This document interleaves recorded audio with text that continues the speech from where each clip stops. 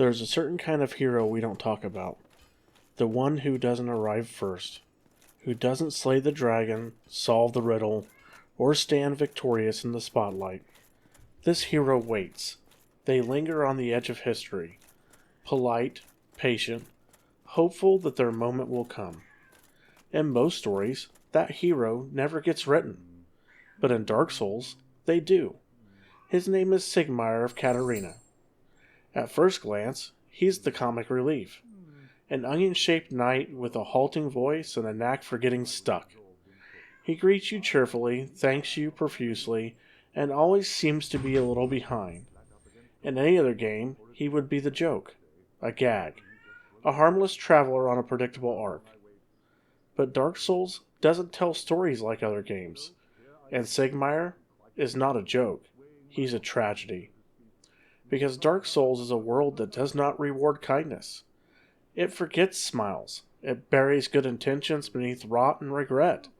And Sigmeyer, so eager to help, so desperate to matter, becomes a slow-motion cautionary tale about purpose, agency, and the pain of never being one to act. From an author's perspective, his arc is quietly devastating.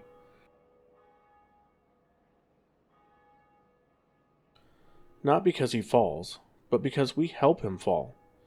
And we do it with the best of intentions. The first time you meet Sigmeyer of Catarina, he's sitting, cross-legged, arms folded, staring at the gates of Sin's fortress as though willing to open them with sheer optimism. He doesn't notice you right away. When he does, he startles, then laughs, then explains, apologetically, that the gates won't budge, that he's been waiting, that he doesn't know what else to do. It's a strange moment, kind of disarming in a world full of despair and aggression. Sigmeyer is kind, cheerful, slightly absurd in his bulbous armor, with a voice that wobbles between confidence and uncertainty.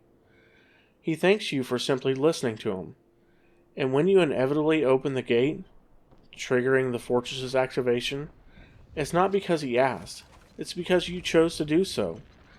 You move the world, he watches it move. From a design standpoint, this scene is clever. It positions Sigmeyer as a passive observer. He becomes your foil, the knight who doesn't charge ahead, who doesn't break down doors, who doesn't confront the game's cruelty with violence. He waits, and in doing so, he reveals something important about the player. We're not the only ones trying to survive this world. But look closer. There's more here than comic relief. There's longing. The way Sigmeyer talks about the fortress, how it teems with deadly traps, has a strange kind of reverence to it. He's not complaining. He's marveling. Like a child looking at a locked cabinet full of dangerous tools, aching to prove he can use them. He wants to go inside. He wants to fight. He wants to be the hero of his own story. But he isn't. Not yet. Because you were there first. And so for the first time, but not the last, you open a path that Sigmeyer could not. You take away the obstacle. You solve the puzzle. And somewhere inside that heavy helm, he begins to lose something. Not hope, not yet anyway. Just a sliver of his own agency. And that's where the hollowing begins. When you next see Sigmeyer, it's high above the world, in the gilded spires of Anor Londo, a city of false light and divine illusion. The gods have long since faded, but their echoes remain, and in a tucked-away chamber infested with silver knights, Sigmeyer stands on the threshold of action once more. He's trapped, not by bars or doors this time, but by fear. 3 enemies block his path, and he knows he can't win. He wants to fight, he even tells you this, but there's hesitation in his voice. Not cowardice, just doubt. The kind of doubt that corrodes even the boldest heart after too many close calls. So you help, again. You clear the room, you slay the knights, you make the path safe, and when it's done, Sigmeyer rejoices. He thanks you. He calls you brave, praises your skill, marvels at how the two of you handled it together. But it wasn't together. He never drew his sword. And as you walk away, something cracks beneath the surface of its cheer. It's subtle, easy to miss, but the seeds have been sown, because this wasn't a triumph for him. It was another reminder that when the moment came, he did not rise. From a writer's perspective, this is where the shape of his arc becomes clear. Sigmeyer isn't a quest line. He's a character being slowly unmade, and the player, unknowingly, is complicit. Every time we help him, we reinforce the quiet belief that he cannot help himself. It's a cruel kindness, a gentle theft, one born from good intentions, yes, but good intentions are not the same as grace. In a different world, perhaps, Sigmeyer would have fought. He would have fallen, maybe, or maybe he would have triumphed, but either way, the story would have been his. Instead, he becomes witness to our glory, and the burden of that, of being second, of being saved, begins to take hold. He doesn't say it, of course. Dark Souls characters rarely do, but look at the way he pauses, the way he trails off, the silence between his sentences. It isn't emptiness, it's erosion. When you find him in Lost Izalith, everything changes. Gone is the cheerful optimism, gone is the bumbling, hopeful tone. Sigmeyer stands at the lip of a toxic pit, staring down at a swarm of chaos creatures. His voice is subdued, heavy. He tells you he must do this, that he needs to prove himself, that it's time. But it's not a statement of confidence, it's a plea. This is not a proud knight you first met in Sin's Fortress. This is a man unraveling, grasping for something he lost a long time ago, trying to recover it with one last act of bravery. Not for glory, not even for survival, but just to have some meaning. Because somewhere deep inside that armor, Sigmeyer has begun to suspect the truth, that if he doesn't act now, he may never matter at all. And so, depending on what you do next, his fate diverges. If you intervene too soon, if you leap in to save him once again, he lives, but his spirit doesn't. His daughter will later find him hollowed, quiet, lost to purpose, because once more, you fought the battle he needed to fight. But if you hesitate, if you let him jump first, he fights and dies, slain by chaos demons in a moment that feels more like a funeral than a climax. Either way, he loses. This is the cruel brilliance of Sigmeyer's story. It is built on the illusion of agency. Every step of his arc asks the same question. When is it right to help someone, and when is it right to let them try? Dark Souls never gives you the answer. It only shows you the consequence. And from an author's perspective, this is devastating. Because Siegmeyer's arc is not one of failure by design, it is one of failure by rescue. His tragedy isn't that he was weak, it's that he was never allowed to find out if he was strong. That final gesture in Lost Izalith is not a boss fight, it's not a puzzle. It's a moral test disguised as gameplay, and it asks you something deeply uncomfortable. Are you helping him, or are you erasing him? And whichever answer you choose, you have to live with it, because he doesn't. After Lost Izalith, there's no great resolution, no final stand, no closure. Sigmeyer simply disappears. If he dies in battle, he dies alone. If he survives, he hollows. Either way, the story ends in quiet, in ash, in absence. You may speak to his daughter, and depending on how closely you followed the threads of their journey, she may thank you, or mourn, or just say nothing at all. But there is no monument, no shrine, just an echo where a person used to be. This is what Dark Souls understands better than most games, better than most stories, really, that tragedy doesn't always come with fanfare. Sometimes it arrives with a smile. A thank you.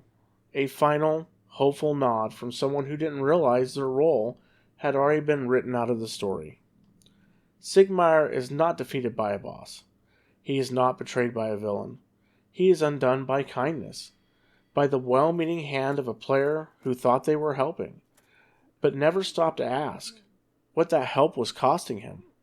And that, perhaps, is the cruelest kind of death. Because it isn't the world that hollowed Sigmeyer. It was us. Not out of malice, but out of care. And yet Dark Souls doesn't condemn you for it. It simply leaves you in silence. Leaves you to walk away from the place he once stood, carrying a question you didn't know you'd been asked. Was saving him the same as seeing him? Did you ever truly know who he was beneath that armor? Or did you only know what he needed from you? He dies with his story unfinished, or rather, unwritten. Because it wasn't always someone else holding the pen. There's a line I've thought about often when writing characters like Sigmeyer. It isn't from Dark Souls, but it feels like it could be. It goes, "Not everyone who loses their way did so alone. Sometimes they were led." And that's what Sigmeyer of Catarina is, a man led, softly, sweetly, away from himself. Most NPCs in Dark Souls are cautionary tales. They show you what happens when belief calcifies, when purpose crumbles, when power rots. But Sigmeyer's different. He doesn't fall because of hubris or madness or failure. He falls because the world never let him rise, because every time he stood at the edge of action, someone stepped in. And that someone was you, dear player. From an author's perspective, Sigmeyer's story is a rare kind of heartbreak. It's not the tragedy or ambition of corruption. It's the tragedy of unfulfilled potential. The story of a man who wanted so badly to do, but was only ever done for. The slow death of agency. We like to think that helping is always good, that intervention is always right, but Sigmeyer forces us to consider the darker side of that instinct. The possibility that our help might cost someone their dignity, their independence, their story. Because what is a character really without the chance to make their own choices? Even bad ones. Especially bad ones. And that's what makes Sigmeyer arcs so literary. It's not about whether he succeeds. It's about whether he gets to try. And Dark Souls, in its brutal honesty, shows us what happens when someone doesn't. When you save a person too many times until they forget how to stand without you. And in doing so, you hollow them. Gently, lovingly, completely. Sigmeyer of Catarina doesn't have a grand ending. There's no final monologue, no boss music, no cutscene to mark the close of his story. He just fades. And that, more than anything, is what lingers. Because in Dark Souls, the most heartbreaking stories are not the ones that end in fire. They're the ones that end in silence. Sigmeyer begins as someone full of life, full of intention. He wants to help. He wants to matter. And in a world like Lordran, where most characters cling to survival like a curse, his optimism feels like a miracle. A warmth wrapped in rusted iron. But warmth fades. And as his journey unfolds, we see a man slowly being talked out of his own story. Not by force, not by failure, but by something far more human. The quiet erosion of self-worth. The growing belief that he will never be the one who opens the door. Never be the one who wins the fight. Never be the one the story belongs to. You may help him. You may care for him.